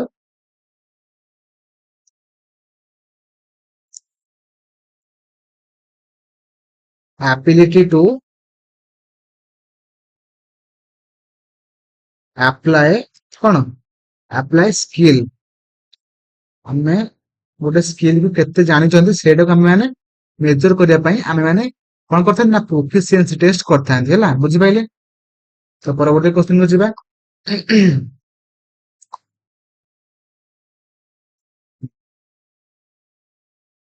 ପରବର୍ତ୍ତୀ କ୍ୱେଶ୍ଚନ କହିଛି which of the following terms best describe the art of interpreting or expressing ideas mathematically or the state of being understood in mathematical term ହେଲା। କହିଛନ୍ତି କି କଣ କହିଛନ୍ତି ନା ଆମେ ଗୋଟେ ମ୍ୟାଥ ମାନେ ସବୁ ମ୍ୟାଥ ଟାକୁ ଆମେ ମାନେ ଆମ ଆଇଡିଆକୁ ବା ଆମର ଯୋଉ ଯାହାବି ଆମେ ଯୋଉ ମାନେ ବୁଝିଛନ୍ତି ସେ ବୁଝିବାଟାକୁ ଆମେ ମାନେ ଆମ ୱେରେ ଇଣ୍ଟରପ୍ରିଟ କରିବା ବା ଏକ୍ସପ୍ରେସ କରିବାକୁ ଆମେ ମାନେ କଣ କହିଥାନ୍ତି। ହେଲା, ଆମେ ଯୋଉ ହିସାବରେ ମ୍ୟାଥ ଟାକୁ ବୁଝିଛନ୍ତି ସେଇଟାକୁ ଆମେ ମାନେ କଣ କରିବା ନା ଏକ୍ସପ୍ରେସ କରିବା ବା ଇଣ୍ଟରପ୍ରିଟ କରିବା। ସେଇଟାକୁ ଆମେ ମାନେ କଣ କହିଛନ୍ତି ନା ଅପସନ ଅଛି ମ୍ୟାଥମେଟାଇଜେସନ, ଡିଡକ୍ଟିଭ ଥିଙ୍କିଂ, ଇଣ୍ଡକ୍ଟିଭ ଥିଙ୍କିଂ, ରିଜନିଂ। ତ ଅପସନ ଆମର ଏଟା ହେଇଯିବ ସଠିକ ଆନ୍ସର, ଯୋଉଟା କି ମ୍ୟାଥମେଟାଇଜେସନ ହେଲା। ନିଜ ୱେରେ ଆମେ ମାନେ ଇଣ୍ଟରପ୍ରିଟ କରିବା ବା ଏକ୍ସପ୍ରେସ କରିବା ଆମର ଆଇଡିଆ ଟାକୁ, ସେଇଟାକୁ ଆମେ କହିଥାନ୍ତି କଣ ନା ଆମର ମ୍ୟାଥମେଟାଇଜେସନ ହେଲା। ତ ପରବର୍ତ୍ତୀ କ୍ୱେଶ୍ଚନ କୁ ଯିବା।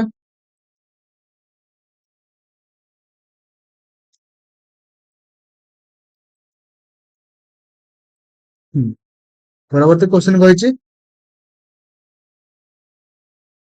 while selecting the theme in a theme based approach, which one of the following is most critical consideration of the teacher? ମାନେ ଦେଖନ୍ତୁ ଆମେ ଗୋଟେ theme based approach ଅନୁସାରେ ଆମେ ମାନେ ପିଲାମାନଙ୍କୁ ପଢଉଛନ୍ତି, ତ ସେଇ ଟାଇମରେ ଆମେ ମାନେ ଗୋଟେ theme କୁ ସିଲେକ୍ଟ କରିବା। ତ ସେ ମାନେ ସିଲେକ୍ଟ କରିବା ଯେ କେମିତି କରିବା, କାହାକୁ କନସିଡର କରିକି ଆମେ ମାନେ କରିବା। ଅପସନ ଅଛି ଲାଟେଷ୍ଟ ଏକ୍ସାମ ରେଜଲ୍ଟ କୁ ଦେଖିକି କରିବା, ନା ଚିଲଡ୍ରେନ ର ପ୍ରାୟର ଏକ୍ସପିରିଏନ୍ସ କୁ ଦେଖିକି କରିବା, ନା ହଉଛି ଟିଚର ର ପର୍ସନାଲ ଏନ୍ଥୁଜିଆଜିମ କୁ ଦେଖିକି କରିବା, ନା ଆମର ଚିଲଡ୍ରେନ୍ସ ଜେଣ୍ଡର ରୋଲ କୁ ଦେଖିକି କରିବା। ଦେଖନ୍ତୁ ଆମେ ଯେତେବେଳେ ବି ଗୋଟେ କୌଣସି ଗୋଟେ ସବଜେକ୍ଟ ହଉ କି ଗୋଟେ ଚାପ୍ଟର ହଉ କି ଗୋଟେ ବହି ଚୁଜ କରୁଛନ୍ତି, ସେତେବେଳେ ଆମେ ମାନେ ପିଲାର ମାନେ ପ୍ରିଭିୟସ ନଲେଜ କୁ ଦେଖିବା, ପ୍ରିଭିୟସ ଏକ୍ସପିରିଏନ୍ସ କୁ ଦେଖିବା। ଦେଖିଲା ପରେ ସେଇ ଅନୁସାରେ ଆମେ ମାନେ ଥିମ୍ କୁ ସିଲେକ୍ଟ କରିବା ଏବଂ କଲା ପରେ ସେଇ ଅନୁସାରେ ଆମେ ମାନେ ପିଲାଙ୍କୁ ପଢେଇବା, ଯୋଉଥିରେ କି ପିଲା ଠିକରେ ପାଠକୁ ବୁଝିପାରିବେ ଏବଂ ତା ସହିତ ତାର ସେମାନଙ୍କର ଲର୍ଣ୍ଣିଂ ହେଇପାରିବ। ଯୋଉଟା କି ଆମର option B will be right answer, children's prior experiences ହେଲା। ଓକେ, ସେଇଟାକୁ ସେ ଦେଖିକି ଗୋଟେ ଟିଚର ତାର ମାନେ ଥିମ୍ ବେସ୍ଡ ଆପ୍ରୋଚ ମାଧ୍ୟମରେ ଥିମ୍ କୁ ଚୁଜ କରିବ ହେଲା। ତ ପରବର୍ତ୍ତୀ କ୍ୱେଶ୍ଚନ କୁ ଯିବା।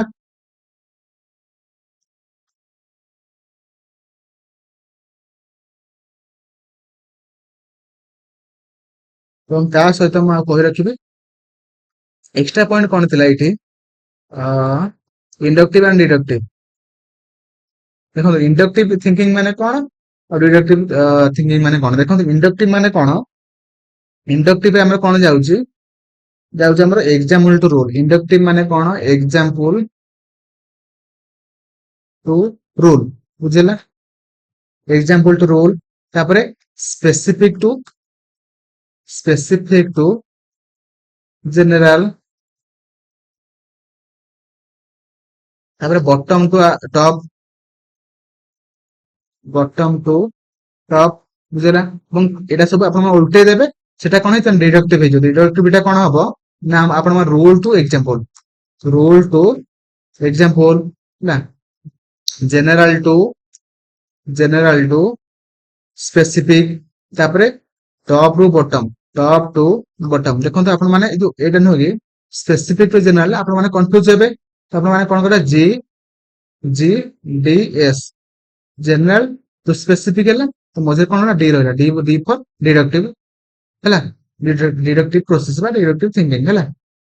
ତ ମୋର ଆଶା ଯାହାବି କିଛି ମାନେ 30 ଜୁଲାଇର ଫାର୍ଷ୍ଟ ସିଫ୍ଟରେ ଯାହାବି କିଛି CDP ତା ସହିତ math pedagogy, Odia pedagogy, English pedagogy, math pedagogy ପଡିଥିଲା, ତା ସହିତ ସୋଶାଲ ସାଇନ୍ସ ପେଡାଗୋଜି ପଡିଥିଲା। ସବୁ କିଛି ଆପଣ ମାନେ ଠିକ ଭାବେ ବୁଝିପାରିଥିବେ। ଯଦି ବୁଝିପାରୁଛନ୍ତି ଭିଡିଓକୁ ଲାଇକ୍ କରିଦେବେ, କମେଣ୍ଟରେ ଜଣେଇବେ ଆପଣମାନଙ୍କୁ ଭିଡିଓଟା କେମିତି ଲାଗିଲା ଏବଂ ତା ସହିତ ଆଗାମୀ କୋଉ ଭିଡିଓ କଲେ ଆପଣମାନଙ୍କର ଇଣ୍ଟରେଷ୍ଟ ଅଛି ଦେଖିବା ପାଇଁ ମତେ ଜଣେଇବେ।